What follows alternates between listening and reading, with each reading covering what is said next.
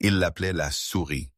Pendant 6 mois, Casey a nettoyé des bassins de lit, pris les quarts de nuit que personne ne voulait, et a laissé le chirurgien en chef crier à son visage pour des erreurs qu'elle n'avait pas commises.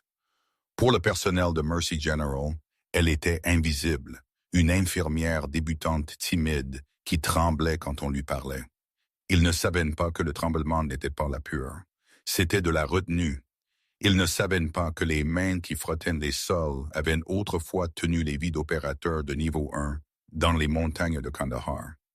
Et ils ne s'attendaient certainement pas au jour où un hélicoptère Black Hawk descendrait sur le toit de l'hôpital, fermant tout le pâté de maison juste pour la trouver.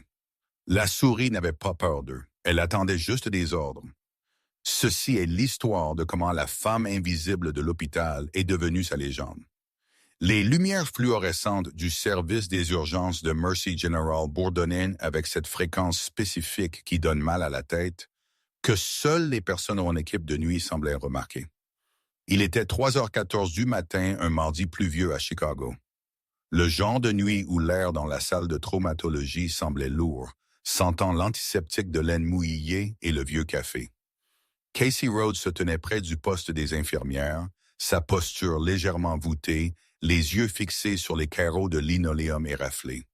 Elle avait 32 ans, bien qu'elle paraisse plus jeune, avec ses cheveux tirés en un chignon sévère et effiloché, et sa blouse un peu trop grande pour sa silhouette athlétique.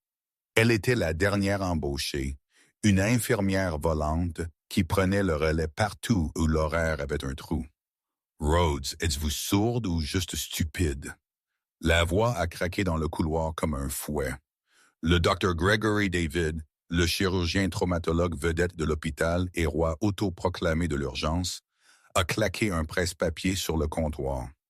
C'était un homme qui passait plus de temps sur ses cheveux que sur les dossiers de ses patients, beau d'une manière polie et ami des médias, et absolument venimeux envers quiconque il jugeait inférieur à son grade. Casey n'a pas bronché. Elle a juste levé les yeux, son expression une ardoise vierge. « Dr. David, j'étais juste en train d'organiser le... Je me fiche que vous organisiez les archives du Vatican. » David a claqué, pointant un doigt manucuré vers le lit 6. « J'ai demandé une perfusion saline standard pour l'ivrogne du lit 6 il y a 10 minutes.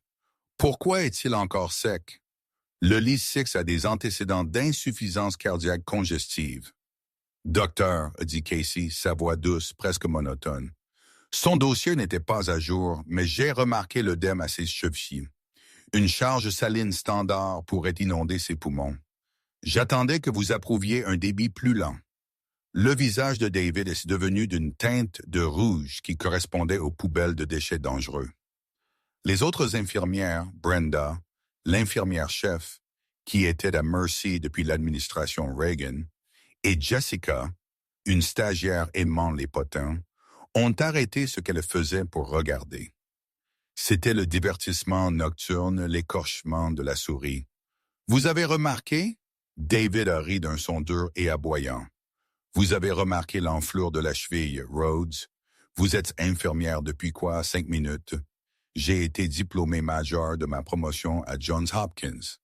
Vous avez été diplômé d'où c'était? D'un collège communautaire en Idaho. Tennessee. » Casey a corrigé doucement. « Juste. Tennessee. Eh bien, à Chicago, les infirmières ne diagnostiquent pas. Elles font ce qu'on leur dit. Accrochez la poche, Rhodes, ou je vous ferai écrire pour insubordination si vite que votre tête tournera en arrière vers les champs de pommes de terre. C'est le Tennessee, monsieur. Il cultive du tabac, » murmura Casey, mais elle bougea avant qu'il ne puisse exploser à nouveau. Elle marcha vers le placard à fourniture, ses mouvements efficaces, presque robotiques. En passant devant le poste, elle entendit Brenda chuchoter fort à Jessica. « Mon Dieu, elle est pathétique. Pas de colonne vertébrale du tout. Je ne sais pas comment elle a réussi les examens. Elle tremble chaque fois qu'un traumatisme arrive. J'ai entendu dire qu'elle travaillait dans une maison de retraite. » Jessica a ricané, vérifiant son téléphone. Probablement habituée à essuyer les mentons et à jouer au bingo, Elle n'est pas faite pour des urgences. Elle sera virée avant Noël. Casey entendit chaque mot. Son ouïe avait été testée à une hauteur parfaite, une exigence pour le travail qu'elle avait l'habitude d'avoir. Elle entra dans le placard à fourniture et laissa la lourde porte se fermer d'un clic. Pendant une fraction de seconde, le masque tomba. L'expression terne et ennuyeuse disparut, remplacée par une netteté froide et prédatrice. Ses yeux, d'un gris perçant, scannèrent les étagères. Elle prit une profonde inspiration, comptant. Inspiration pendant 4, retenue pendant 4, expiration pendant 4. Elle ne tremblait pas de peur. Elle tremblait du sevrage d'adrénaline de vivre une vie à 100 mètres et de s'écraser contre un mur de briques de la bureaucratie. Elle attrapa la poche de solution saline. Elle l'accrocherait au débit plus lent qu'elle savait être sûre et elle ajusterait simplement le régulateur de débit quand David ne regarderait pas. C'était la 3e fois cette semaine qu'elle sauvait un patient de l'ego de David sans qu'il le sache. Quand elle retourna à l'étage, le chaos qu'elle avait senti dans l'air arriva enfin. Les portes automatiques s'ouvrirent en grand. 2 ambulanciers se précipitèrent, poussant une civière entourée de policiers. Homme de 25 ans avec GSW, touché à la poitrine et à la cuisse. L'ambulancier en chef a crié « BEP s'effondre, 80/50 ». David est instantanément passé en mode médecin de télévision. Amenez-le à Trauma 1, Rhodes. Restez à l'écart, Brenda. Vous êtes avec moi. Casey recula contre le mur, se fondant dans l'arrière-plan. C'était son rôle, l'observatrice silencieuse. Mais alors que la civière passait devant elle, elle vit quelque chose que les autres avaient manqué. Le patient ne saignait pas seulement de la poitrine. Il y avait un jet artériel sombre venant de l'intérieur de la cuisse, caché par le denim foncé de son jean. Saignement éphémère. S'il se concentrait sur la poitrine et ignorait la jambe, il se viderait de son sang en 3 minutes. Elle regarda David couper la chemise. « Ouvrez le kit de thorax, il fait une tamponnade », hurla David. « Docteur la jambe », dit Casey. Ce n'était pas un cri, mais cela coupa le bruit avec une étrange autorité harmonique. J'ai dit « Sortez ». David ne regarda même pas en arrière. Casey regarda le sol. Elle regarda l'horloge. 2 minutes 30 secondes. Elle ne prit pas de décision. La mémoire musculaire le fit pour elle. Casey bougea. Pour les observateurs, cela ressemblait à un flou. Une seconde, elle était près du mur. La suivante, elle était au pied de la civière. Elle ne demanda pas de permission. Elle n'attendit pas l'ordre. Elle tendit la main dans sa poche, sortit une paire de cisailles et de Trauma robustes et d'un mouvement fluide déchira le denim du jean du patient du genou à la hanche. Le sang jaillit comme un geyser, éclaboussant le verre immaculé des portes d'armoire à 3 pieds de distance. « Que diable faites-vous » cria Brenda. David figea le scalpel planant au-dessus de la poitrine de l'homme. Casey ne leva pas les yeux. Elle enfonça son poing directement dans la plaie ouverte de la cuisse de l'homme. Ses jointures blanches, localisant l'artère fémorale sectionnée au toucher dans un fouillis de muscles déchirés. Elle trouva le tube glissant et pulsant et le serra fort contre l'os du fémur. La fontaine de sang s'arrêta instantanément. « Artère fémorale sectionnée », dit Casey. Sa voix était méconnaissable. Ce n'était pas le doux murmure de la souris. C'était un rapport plat et grave. Il n'avait pas de tamponnade dans la poitrine. Il était hypovolémique à cause de l'hémorragie de la jambe. Si vous lui aviez ouvert la poitrine, la chute de pression l'aurait tué instantanément. Le silence descendit sur le Trauma 1. Le seul son était le bip du moniteur. Bip, bip, bip. Le rythme cardiaque se stabilisait. La pression artérielle commença à monter. 85/60, 90/65. David fixa la jambe, puis la main ensanglantée de Casey tenant la vie de l'homme. Son ego lutta avec la réalité et un instant la réalité gagna. Il vit de la blessure, elle avait raison. Clamp. David s'étrangla. Brenda tâtonna, lui tendant une pince vasculaire. David s'approcha, prenant en charge le saignement. Je l'ai. Reculez, Rhodes. Casey relâcha l'artère et recula, ses mains couvertes de cramoisie jusqu'au poignet. Elle l'éteint en posture stérile, son visage retrouvant cette expression vide et inexpressive. « Amenez-le en chirurgie, » marmonna David, sans la regarder dans les yeux. Maintenant, alors que l'équipe précipitait le patient, l'adrénaline dans la pièce commença à se dissiper, remplacée par une tension confuse. Brenda resta derrière, fixant Casey. « Comment saviez-vous? » demanda Brenda, sa voix suspicieuse. « Le sang? Il ne traversait même pas encore le jean. Comment saviez-vous que c'était artériel? » Casey marcha vers l'évier et commença à se frotter les mains. L'eau devint rose.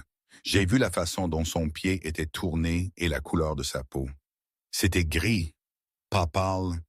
Cela signifie une perte de membre inférieur. « Ce n'est pas dans le manuel des infirmières, » dit Brenda, plissant les yeux. « Je lis beaucoup, » dit simplement Casey. Elle sécha ses mains avec une serviette en papier. « Je vais aller vérifier l'ivrogne dans le lit 6. » Elle s'éloigna, ses épaules se courbant à nouveau vers l'avant, se rétractant dans le rôle du serviteur invisible. Mais Brenda n'y croyait plus. Elle marcha vers la poubelle où Casey avait jeté la serviette en papier. Elle fit une pause. Les cisailles de trauma que Casey avait utilisées étaient posées sur le comptoir. Brenda les ramassa. Ce n'étaient pas des ciseaux d'hôpital standard. C'était de l'acier lourd noir mat avec un bord dentelé capable de couper une pièce de monnaie. Gravé sur le manche, usé par des années de frottement, se trouvait une petite insigne. Elle était à peine visible, juste des égratignures pour un œil non averti. Un trident, un aigle, une encre et un nom gravé en minuscules lettres. C. Rhodes, Sark 8. Brenda fronça les sourcils. Elle ne savait pas ce que Sark signifiait. Elle supposa que c'était une marque. Elle laissa tomber les ciseaux sur le plateau. « Bizarre, » marmonna-t-elle. Le lendemain matin, Casey fut convoqué au bureau de l'administrateur de l'hôpital. M. Henderson était un homme qui ressemblait à une tortue en costume 3 pièces. Il était assis derrière un bureau en acajou, flanqué du Dr. David, qui avait l'air suffisant. « Mademoiselle Rhodes, » commença Henderson, joignant les mains. « Nous avons un problème. »« Le patient va bien? » demanda Casey. « Le patient est vivant. »« Oui, » dit Henderson d'un ton dédaigneux. « Mais le Dr. David a déposé une plainte formelle concernant votre conduite.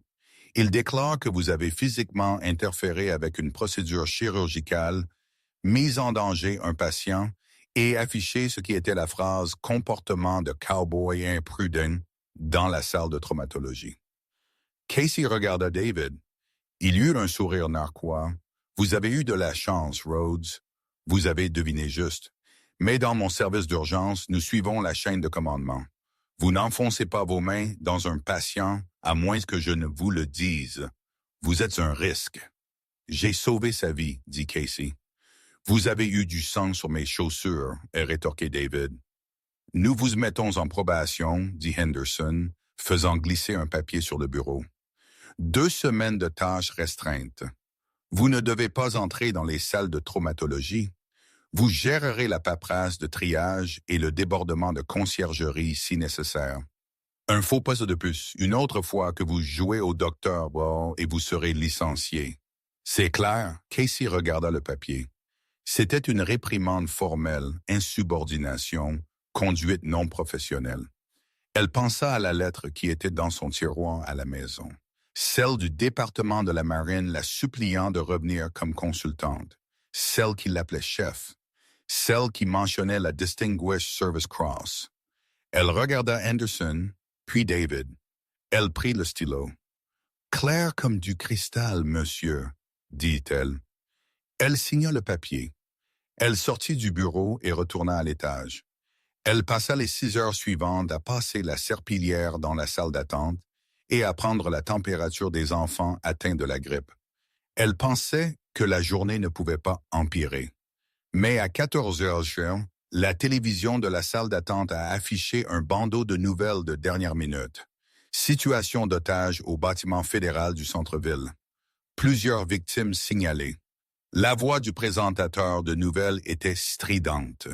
Nous recevons des rapports qu'un groupe terroriste national a pénétré dans l'avant-poste de la Réserve fédérale sur Jackson Street. Le SWAT est bloqué. Il y a des rapports d'un agent chimique utilisé. Casey arrêta de passer la serpillière. Elle regarda l'écran. La caméra zooma sur le périmètre. Elle vit les lignes de police, mais ses yeux se concentrèrent sur autre chose. En arrière-plan de l'image, à peine visible, un SUV noir s'était arrêté. Des hommes en descendaient. Ils ne portaient pas l'uniforme bleu du SWAT. Ils portaient des pantalons multicam et des fusils H-96 avec silencieux. Elle connaissait cet équipement. Elle connaissait leur façon de bouger. Son téléphone vibra dans sa poche. Une seule vibration. Elle l'ignora. Elle était une infirmière en probation. Il vibra de nouveau. 3 fois le motif d'urgence. Elle sortit le téléphone. Numéro inconnu. Elle répondit. Rhodes. Chef. Une voix crépita. Elle était profonde, déformée par le bruit du vent. Nous avons une situation. Nous sommes à Chicago. Nous avons une menace biologique générique. L'équipe est exposée. Notre médecin est à terre. Nous sommes à 10 minutes de votre position. Nous avons besoin d'un point d'extraction et nous avons besoin d'une salle blanche. Nous venons à vous. Je suis à un hôpital civil Viper, murmura Casey, tournant le dos à la salle d'attente. Je ne peux pas autoriser un largage. Nous ne demandons pas d'autorisation. Casey, dit la voix. Nous amenons l'actif et vous êtes le seul dans l'hémisphère qui connaît le protocole d'antidote pour le gaz neurotoxique VX2. Préparez le toit. Été 9 minutes. La ligne se coupa. Casey regarda autour de la salle d'attente bondée.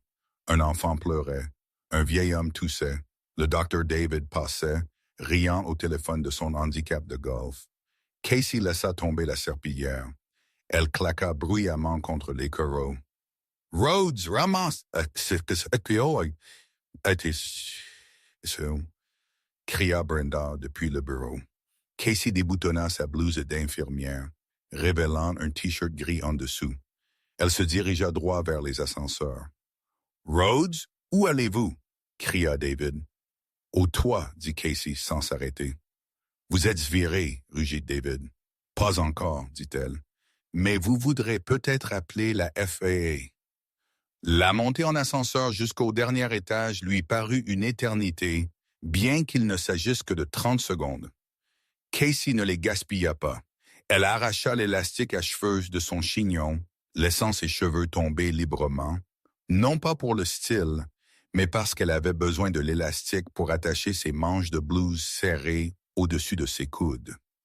Un tissu lâche était un danger dans le souffle du retour.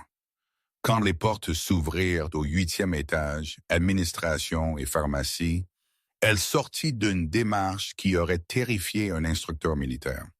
Elle contourna les bureaux administratifs et alla directement à la fenêtre de la pharmacie des patients hospitalisés. Paul, le pharmacien en chef, leva les yeux au-dessus de ses lunettes. C'était un maniaque de la paperasse qui avait un jour fait attendre un chirurgien 20 minutes pour du Tylenol parce qu'un formulaire manquait d'une date. Rhodes.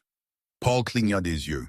Vous n'êtes pas autorisé à cet étage et vous avez l'air intense. Paul, j'ai besoin des clés du chariot d'urgence et du pack chimique de réserve. Casey dit sa voix était calme, mais il y avait une vibration dedans qui fit dresser les poils sur les bras de Paul. Le pack chimique? Paul rit nerveusement. Casey, c'est pour les événements à victimes multiples. Les attaques terroristes. Je ne peux pas juste... Code noir, Paul, autorisation Alpha Sierra 9. Paul se figea. Il arrêta de rire. C'est un code de priorité militaire. Comment savez-vous ça? Ouvrez la cage, dit Casey. Elle ne cria pas. Elle se pencha, ses yeux gris se fixant sur les siens. Si vous ne me donnez pas l'atropine et le 2-PAM chlorure dans les 30 prochaines secondes, 4 hommes vont mourir sur votre toit. Et après leur mort, le gomme émanant de leurs uniformes va s'infiltrer dans le système de ventilation et tuer tout le monde dans l'unité de soins intensifs néonatale. Voulez-vous cela sur votre conscience? Paul devint pâle. Il tâtonna pour ses clés, ses mains tremblantes. Il déverrouilla la cage sécurisée. Casey sauta par-dessus le comptoir, attrapant 3 boîtes d'auto-injecteurs et une poche de solution saline. « Appelez les urgences », ordonna-t-elle en attrapant une radio portable du bureau de la sécurité. « Dites-leur de dégager les salles de traumatologie 1 et 2. Scellez les bouches d'aération. Pression positive seulement.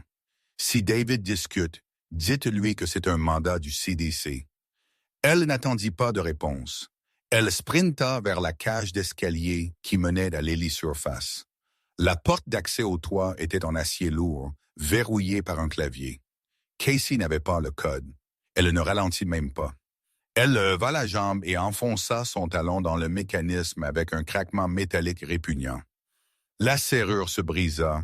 Elle enfonça son épaule dans la porte, débouchant dans l'après-midi froid et venteux de Chicago. L'hélisurface était un désastre. Elle était officiellement inactive. Utilisée principalement comme zone fumeur pour les médecins stressés et comme entrepôt pour les unités CVC cassées, il y avait de vieilles palettes, une civière rouillée et du gravier partout. Débris sur la LZ, marmonna-t-elle pour elle-même. Elle commença à traîner les lourdes palettes vers le bord, les jetant par-dessus la rambarde de sécurité sur le toit inférieur. Elle bougeait avec une force qui défiait sa frêle silhouette. Elle dégagea la civière rouillée, la poussant dans la cage d'escalier. « Hé, qu'est-ce que tu penses faire? » Le cri vint de la porte. C'était M. Henderson, rouge de visage et haletant, flanqué de 2 gardes de sécurité de l'hôpital et du Dr. David. « Elle a perdu la tête! » cria David, la pointant du doigt. « Elle détruit la propriété de l'hôpital. Arrêtez-la! » Les 2 gardes, des hommes costauds nommés Miller et Davis, qui passaient habituellement leur journée à s'occuper de patients ivres, s'avancèrent. « Mademoiselle Rhodes, vous devez descendre maintenant. » Casey se tint au centre du H-Pain, le vent fouettant son pantalon de blues. Elle vérifia sa montre. « 2 minutes. Restez en arrière, » avertit Casey. « Vous ne voulez pas être ici. »« Attrapez-la, » ordonna Henderson. Miller se jeta sur elle. C'était une prise paresseuse, le genre qu'on utilise sur un patient confus. Casey ne le frappa pas. Elle se glissa simplement dans sa garde, utilisa son propre élan et lui balaya la jambe. Miller frappa durement le béton. Avant que Davis ne puisse réagir, Casey l'avait fait tourner et l'avait mis dans une clé de bras debout, le plaquant contre le mur de la cage d'escalier. « Écoutez-moi, » aboya-t-elle, sa voix coupant le vent. Il y a un Sikorsky US-60 Blackhawk en approche, chaud et lourd. Si vous êtes debout sur cette plateforme quand il s'épanouit, le souffle du rotor vous fera tomber du toit. Entrez, verrouillez la porte et ne l'ouvrez pas avant que je ne le dise. David la fixa bouche bée. Un Blackhawk, vous êtes délirante, vous faites une crise psychotique.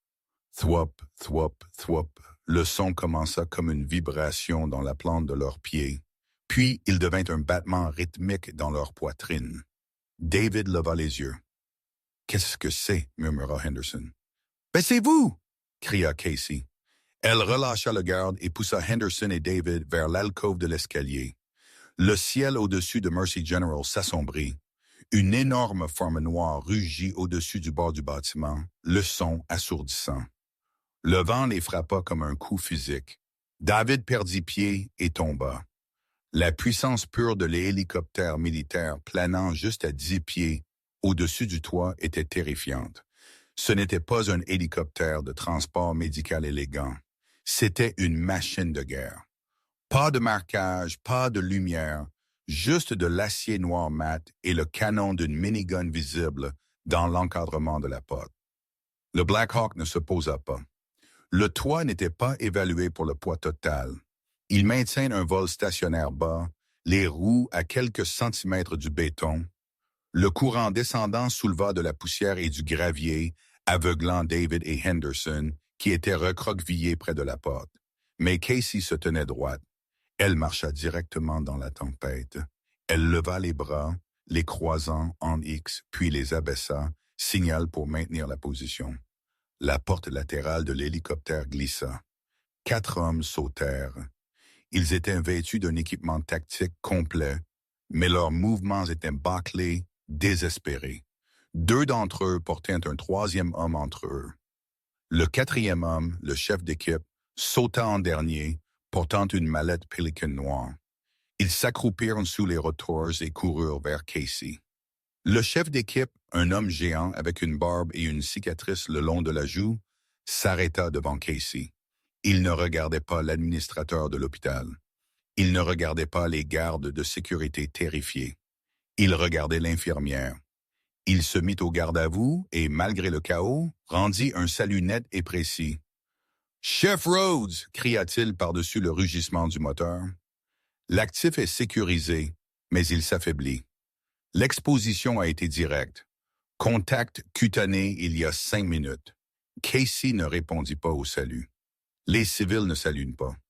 Au lieu de cela, elle attrapa le gilet du chef d'équipe. « L'avez-vous décontaminé dans l'oiseau? » « Négatif. Pas d'eau. Il suffit de couper l'équipement. Amenez-le à la porte. Ne touchez personne. Ne laissez personne vous toucher. » Casey se tourna vers David, qui essayait de se lever, sa perruque coûteuse, presque emportée par le vent. Casey marcha vers lui, l'attrapa par les revers de sa blouse blanche et le tira près d'elle. « Dr. David, dit-elle. » La douceur avait disparu. La souris était morte. À sa place se trouvait une femme qui avait commandé des unités de triage dans des zones de guerre active. « Je réquisitionne votre centre de traumatologie. Vous allez dégager le couloir. Vous allez dire à Brenda de préparer 4 lignes avec de l'atropine et vous allez rester hors de mon chemin. Comprenez-vous? » David regarda les soldats géants derrière elle, leurs armes en bandoulière sur leur poitrine, leur visage masqué par une détermination sombre.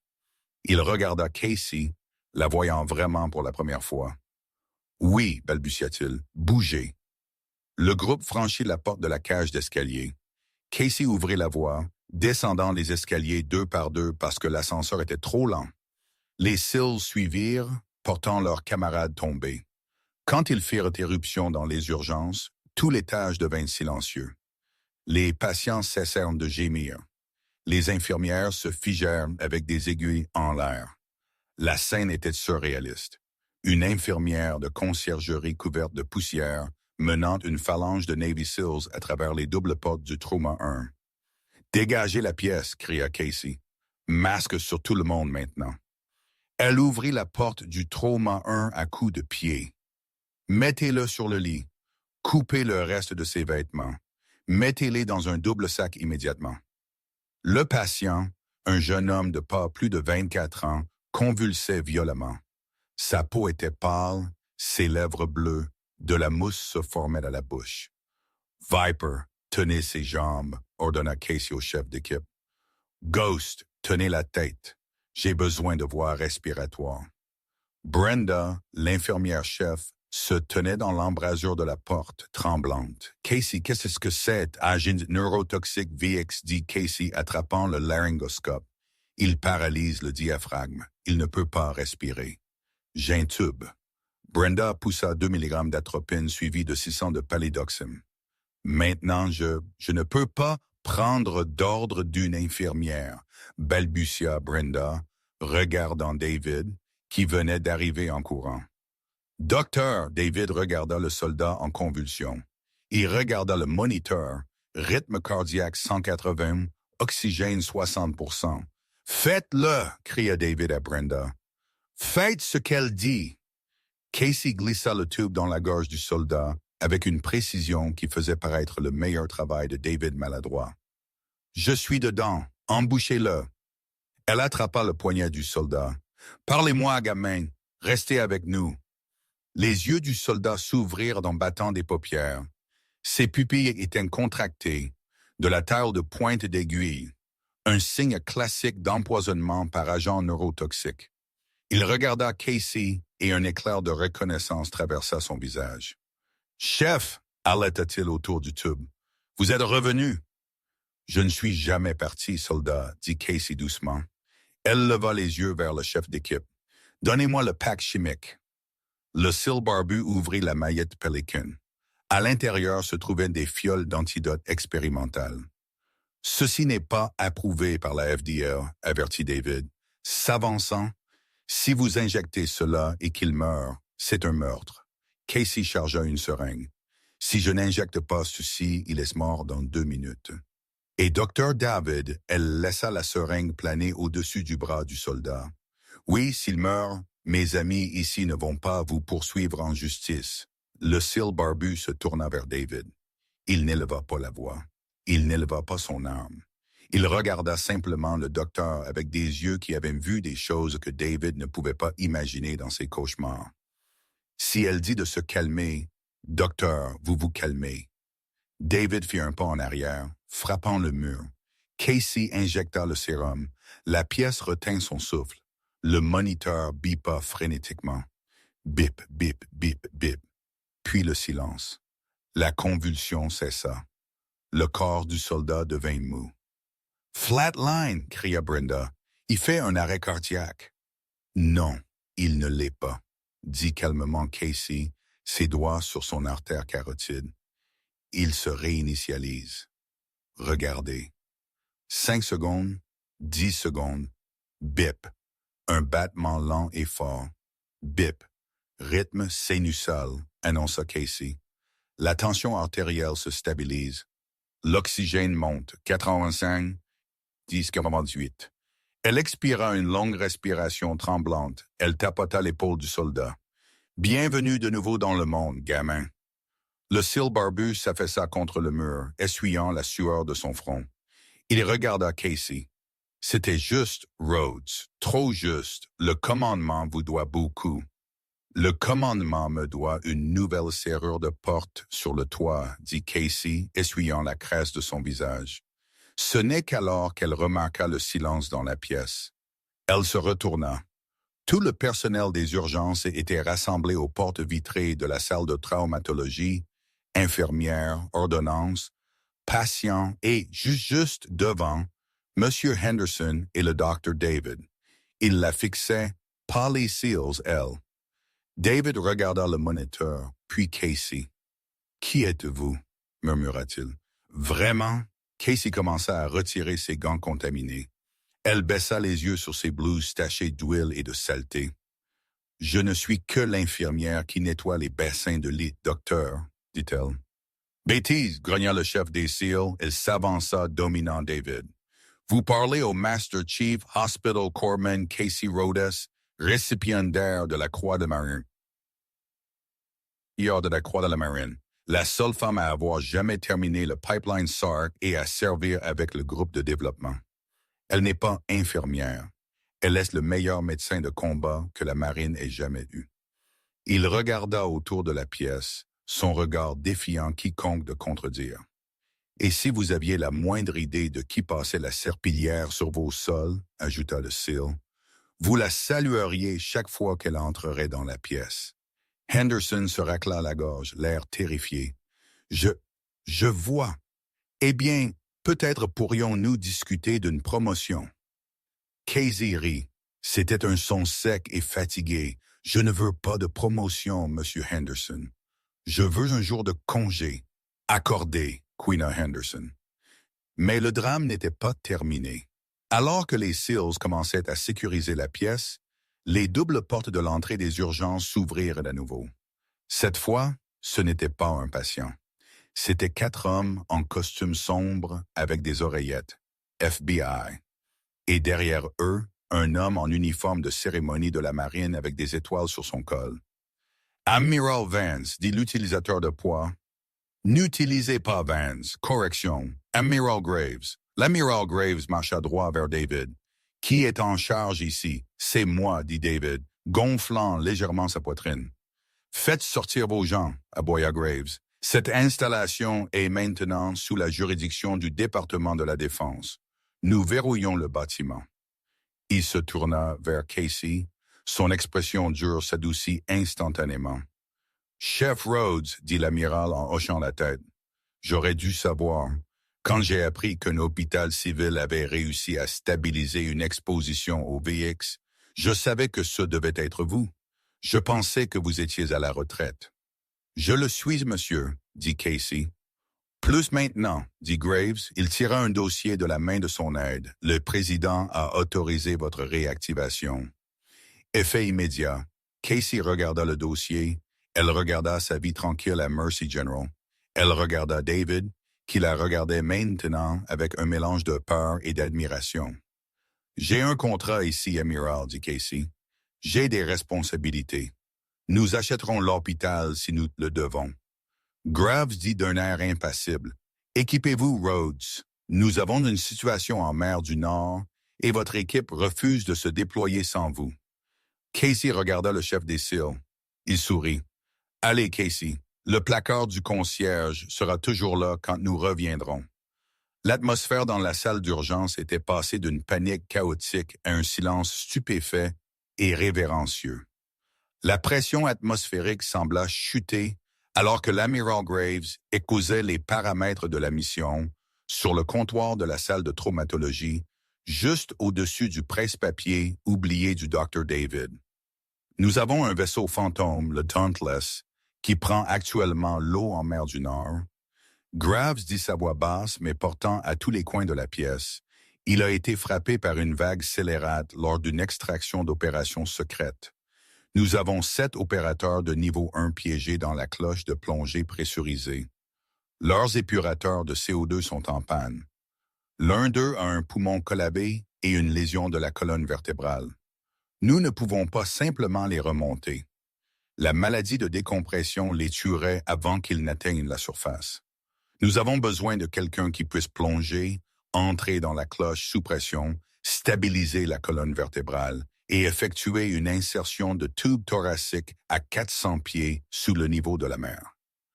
Graves regarda Casey.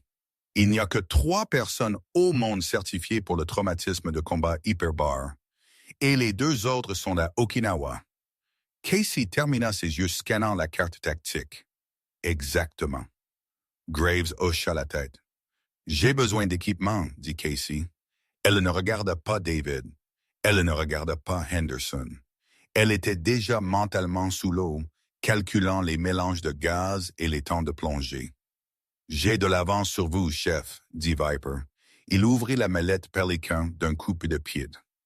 Là, au milieu du trauma 1, Casey Rhodes retira ses blouses pinces et trop grandes. En dessous, elle portait de simples leggings thermiques et un débardeur, l'uniforme de quelqu'un qui avait toujours froid parce que son métabolisme tournait trop vite. Elle enfila le pantalon tactique, le matériau lourd et résistant au feu. Elle laça les bottes de combat, ses mouvements efficaces, les attachant avec un nœud spécifique qui ne glisserait pas. Elle enfila le porte-plaques, l'armure en céramique lourde se posant sur ses épaules comme une étreinte familière. Enfin, elle attacha une radio à son épaule et attacha ses cheveux fermement. Elle regarda son reflet dans les portes vitrées de l'armoire. La femme fatiguée et voûtée qui nettoyait le vomi du sol avait disparu. Là se tenait une guerrière. Dartha David regarda cette transformation, la bouche légèrement ouverte. Il regarda les blouses posées en pile sur le sol, l'uniforme qu'il s'était moqué qu'elle porte il y a juste 1 heure. « Vous !» David commença sa voix tremblante d'un mélange d'indignation et de confusion. « Vous ne pouvez pas simplement partir. Vous êtes à l'horaire. Je n'ai pas signé votre carte de temps. C'est un abandon de poste. » Casey se tourna lentement. Elle ajusta la sangle de son sac médical. Elle s'approcha de David jusqu'à ce qu'elle soit à quelques centimètres de son visage. Elle était plus petite que lui, mais à ce moment-là, elle semblait dominer la pièce. « Dr. David, » dit-elle, sa voix terrifiante de calme. « Pendant 6 mois, je vous ai regardé rabaisser des infirmières qui en savent plus que vous. Je vous ai regardé ignorer des patients parce qu'ils n'avaient pas la bonne assurance. J'ai réparé vos erreurs statiques dans l'obscurité pour que vous puissiez briller dans la lumière. » Elle tendit la main dans son gilet tactique et sortit son badge d'identification d'hôpital, celui qui disait « C. Rhodes, CNA, soutien de conciergerie. » « Vous avez raison, j'abandonne mon poste. » Elle laissa tomber le badge dans la poche de sa blouse de laboratoire blanche immaculée. « Parce que j'ai un travail à faire qui compte vraiment. »« Allons-y, » aboya Viper. L'équipe l'entoura en formation de losanges protecteurs et ils se dirigèrent vers la sortie. Les portes automatiques s'ouvrirent et le rugissement du Black Hawk à l'extérieur s'intensifia. Alors que Casey marchait sur le tarmac, le vent fouettant ses cheveux, elle regarda une dernière fois en arrière. Tout le personnel de l'hôpital était pressé contre la vitre, regardant. Brenda avait l'air honteuse. Paul le pharmacien fit un pouce levé et David resta là, l'air petit, tenant le badge d'identité de la femme qu'il avait appelée la souris. Casey attrapa la poignée de la porte de l'hélicoptère et se hissa à l'intérieur. L'oiseau décolla en s'inclinant fortement au-dessus de l'horizon de Chicago, disparaissant dans les nuages gris. La mer du Nord était un cauchemar déchaîné d'eau noire et d'écume blanche. La tempête s'était intensifiée, transformant l'océan en une machine à laver agitée de houle de 30 pieds. Casey était assise à l'arrière d'un hélicoptère de transport plus grand, maintenant un Pave Hawk équipé pour la recherche et le sauvetage. Elle était assemblée dans sa combinaison étanche, le lourd joint en caoutchouc serré autour de son cou. 2 minutes avant le largage, hurla le pilote par les communications. « C'est le chaos là-bas. La visibilité de Rhodes est nulle. »« Je n'ai pas besoin de voir, » cria Casey en retour. « Approchez-moi juste du flotteur. La mission était de la folie. » La cloche de plongée était amarrée à un navire de soutien en train de couler, suspendu dangereusement à 400 pieds. La ligne s'effilochait. Si elle cassait, les 7 hommes à l'intérieur s'écraseraient au fond de l'océan, écrasés par la pression instantanément. Elle devait s'éclabousser, plonger jusqu'à la cloche, s'y enfermer, et stabiliser médicalement le commandant afin qu'il puisse initier une remontée d'urgence. Lumière verte, go, go, go. Casey n'hésita pas.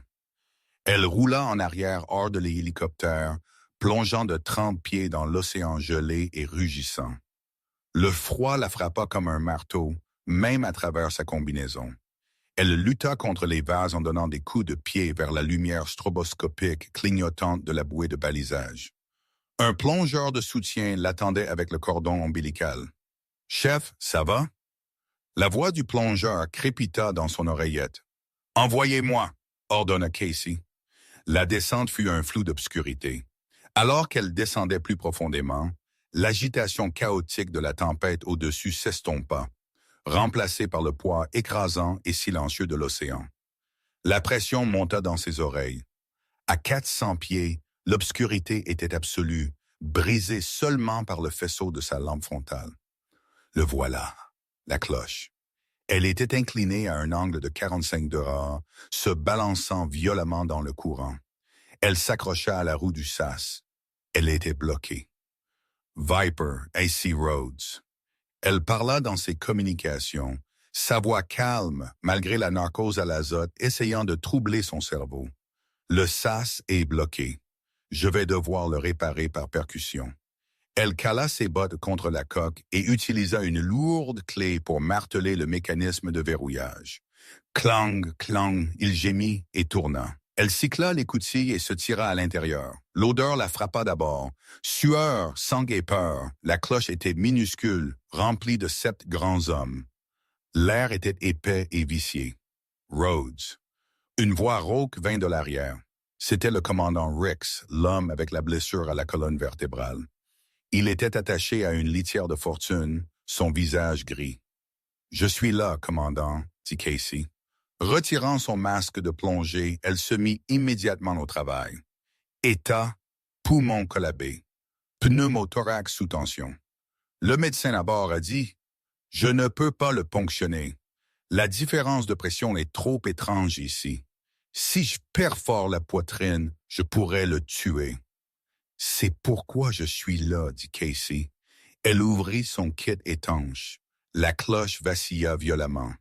Le câble d'attache gémit à l'extérieur. « Nous perdons le câble !» cria le pilote depuis la surface. « Rhodes, vous avez 3 minutes avant que ce câble ne casse. Vous devez le stabiliser maintenant pour que nous puissions souffler les ballasts. » 3 minutes pour effectuer une insertion de tube thoracique dans un hôpital était une routine. Le faire dans une boîte de conserve pressurisée, se balançant dans une tempête, sachant qu'une erreur aspirerait l'air des poumons de l'homme était impossible. Casey regarda Rix. « Ça va faire mal, monsieur. »« Faites-le, chef, » cracha Rix. Casey n'utilisa pas de scalpel. Elle utilisa un trocar spécialisé. Elle sentit l'espace intercostal. Elle chronométra le balancement de la cloche. Gauche, droite, pause. Thunk, elle enfonça le tube. Un sifflement d'air s'échappant. Du sang éclaboussa son visage. Le poumon se regonfle, cria-t-elle, vérifiant la valve. La colonne vertébrale est sécurisée. Soufflez les réservoirs. Sortez-nous d'ici. Soufflage des ballasts dans 3, 2, 1. La cloche frémit. Il y eut un grognement métallique massif, puis la sensation de monter. « Vite! Trop vite! Ralentissez! » cria Casey. « On va avoir les accidents de décompression. »« Nous ne pouvons pas, » répondit le pilote. « La mort vient de casser. Vous flottez librement. Préparez-vous à la percer en surface. » La cloche s'envola vers le haut. Casey jeta son corps sur le commandant, le protégeant de sa propre armure, alors qu'ils volaient vers la surface. Ils percèrent l'eau comme un bouchon d'une bouteille de champagne, s'élançant à 10 pieds dans les airs avant de s'écraser de nouveau dans les vagues. À l'intérieur, tout devint noir pendant une seconde. Quand Casey ouvrit les yeux, elle était contusionnée, saignant d'une coupure sur le front et nauséeuse. Mais le moniteur sur la poitrine de Rix bipait régulièrement.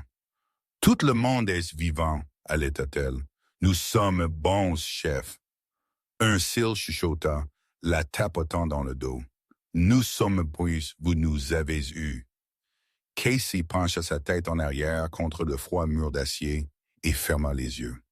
Elle imagina le Dr. David se plaignant d'une coupure de papier. Elle commença à rire. 2 semaines plus tard, l'atmosphère à Mercy General commença enfin à se calmer. Les rumeurs sur l'infirmière de l'hélicoptère avaient commencé à se fondre dans la légende urbaine, tordue et remodelée par ceux qui étaient restés. Le Dr. Gregory David était de nouveau aux commandes, et si quelque chose, son ego avait enflé pour remplir le vide que Casey avait laissé. Il se tenait au poste central des infirmières, s'appuyant nonchalamment contre le comptoir, tandis qu'un groupe d'étudiants en médecine aux yeux écarquillés s'accrochait à chacun de ses mots. Il avait l'air impeccable, cheveux gélifiés à la perfection, blouse de laboratoire à mi-donnée, une montre à 5 000 $ scintillant sous les lumières fluorescentes. C'était une scène chaotique naturellement, David disait, gesticulant largement avec un tableau. Les opérations des forces spéciales sont désordonnées, mais quand le chef d'équipe a paniqué, j'ai dû intervenir. J'ai dirigé les protocoles d'extraction. Vous voyez, en médecine de traumatologie, il ne s'agit pas seulement de couper. Il s'agit de présence de commandement.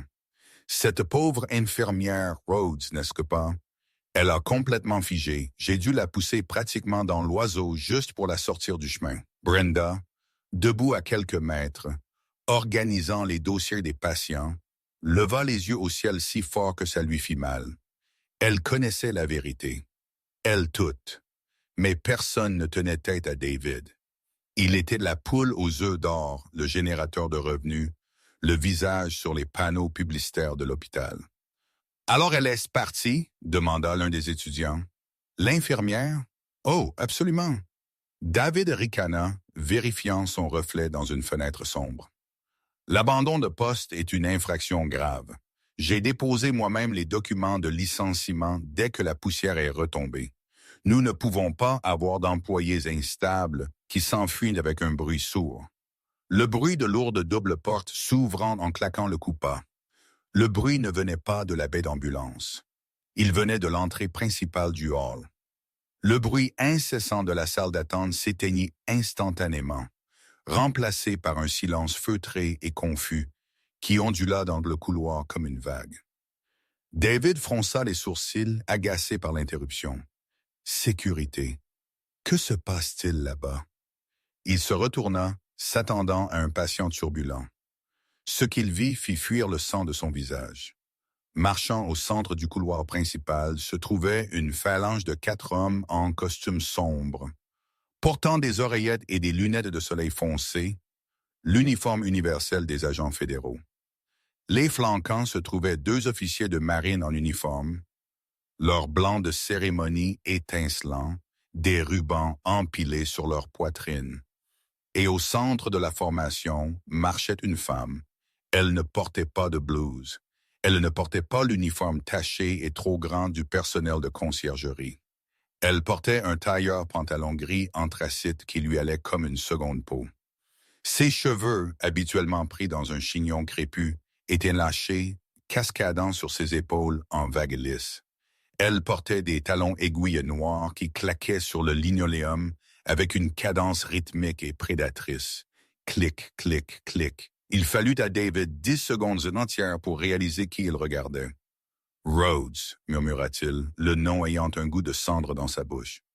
Casey ne s'arrêta que lorsqu'elle fut à 3 pieds de lui. Les agents se déployèrent efficacement, bloquant le couloir, tandis que les étudiants en médecine reculaient en désordre, sentant le changement de pouvoir. Casey retira lentement ses lunettes de soleil. Ses yeux étaient les mêmes, ce gris perçant et intelligent, mais la timidité avait disparu. La souris avait été mangée par le lion. « Dr. David, dit-elle. » Sa voix était froide, douce, et portait un poids qui résonnait sur les murs. « Je suis sûr que vous avez gardé ma salle de traumatologie au chaud. » David rit nerveusement, un son aigu qui trahissait sa peur. « Votre salle de traumatologie, Mademoiselle Rhodes, je ne sais pas pourquoi vous êtes ici, ni pourquoi vous avez amené une parade, mais vous ne travaillez plus ici. Je vous ai viré.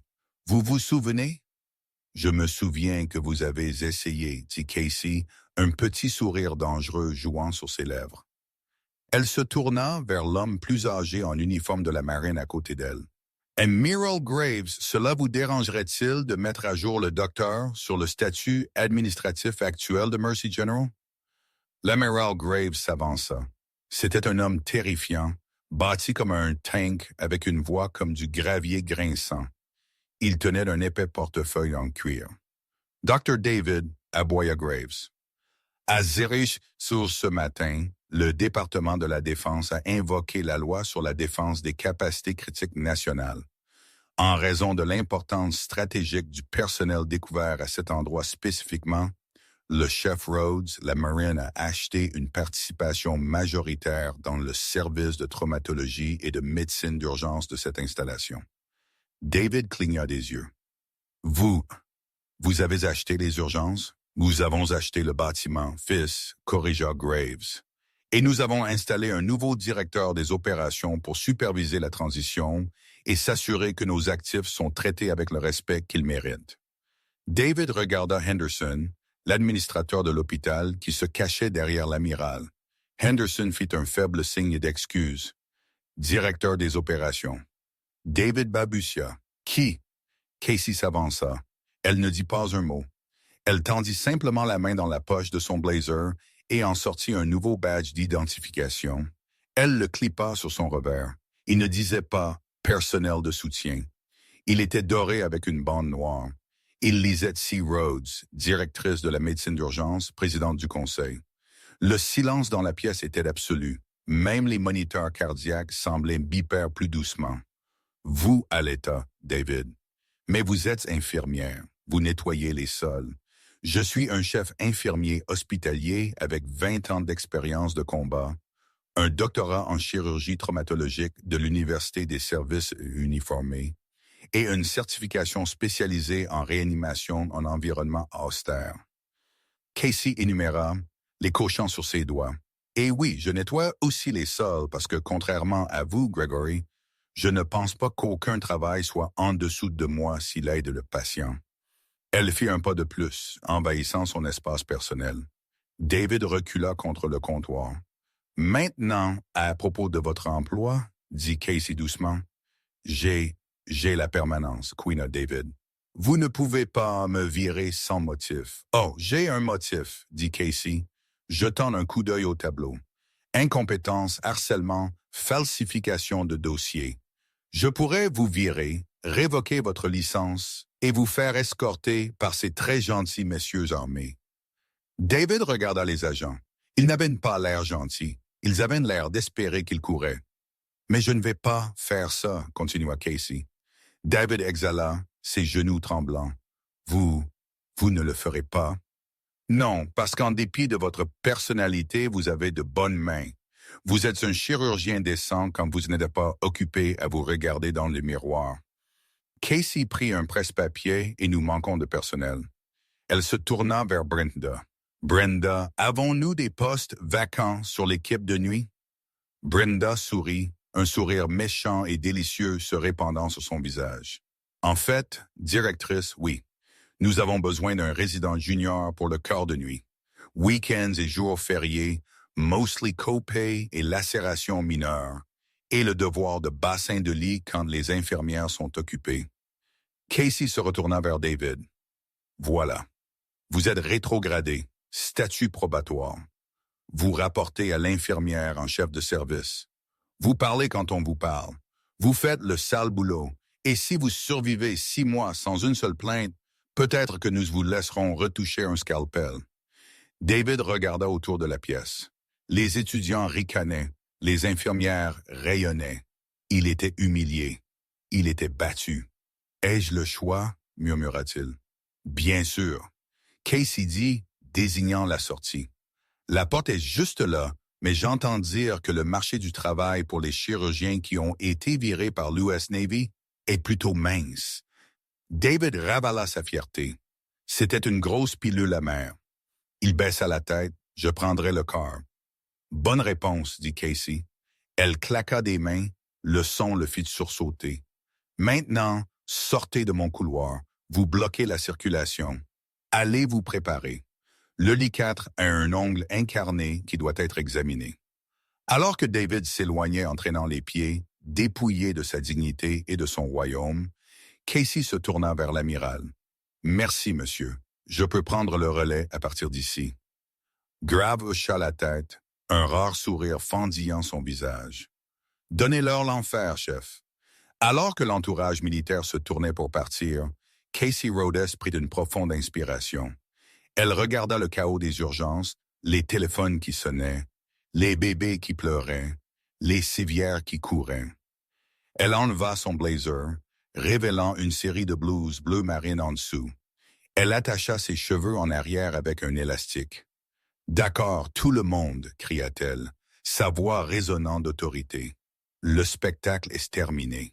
Au travail. Nous sauvons des vies ici. Nous ne les regardons pas simplement bouger. » Et alors que le personnel s'activait pour la première fois depuis des années, Mercy General ne ressemblait plus à un lieu de travail. Cela ressemblait à une équipe. Et en son centre, non plus une souris, mais une lionne, se tenait l'infirmière qu'il n'ignorerait plus jamais. Et c'est l'histoire de Casey Rhodes, la guerrière silencieuse qui a enseigné à tout un hôpital que le respect n'est pas une question de titre sur votre badge, mais de caractère dans votre âme. Elle a prouvé que les héros marchent parmi nous chaque jour. Parfois en poussant des serpillières, parfois en sauvant des vies dans l'obscurité, attendant le moment où ils sont nécessaires. Si vous avez apprécié cette histoire de justice clandestine et de précision militaire, veuillez appuyer sur ce bouton « J'aime ». Cela aide vraiment la chaîne à grandir. N'oubliez pas de vous abonner et d'appuyer sur la cloche de notification pour ne jamais manquer une nouvelle histoire. Qu'avez-vous pensé de la punition du Dr. David? Était-ce suffisant ou méritait-il d'être viré? Faites-moi part de vos réflexions dans les commentaires ci-dessous. Je lis chaque